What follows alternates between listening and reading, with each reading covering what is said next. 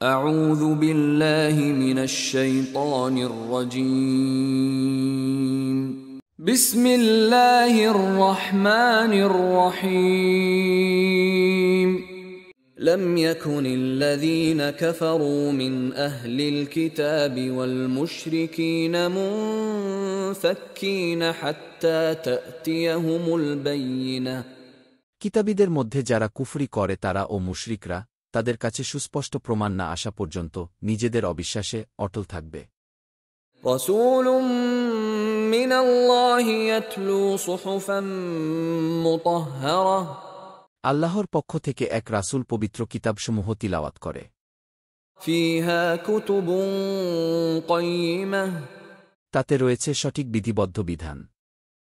وما تفرق الذين أوتوا الكتاب إلا من بعد ما جاءتهم البينة আর কিতাবীরা তাদের কাছে সুস্পষ্ট প্রমাণ আসার পরই কেবল মতভেদ করেছে।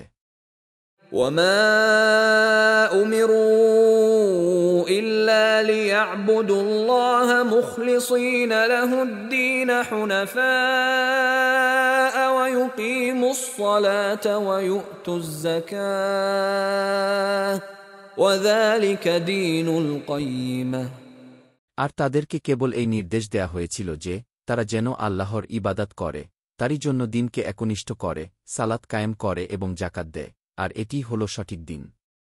إن الذين كفروا من أهل الكتاب والمشركين في نار جهنم خالدين فيها أولئك هم شر البرية নিশ্চয় কিতাবীদের মধ্যে যারা কুফরি করেছে ও মুশরিকরা জাহান্নামের আগুনে থাকবে স্থায়ীভাবে।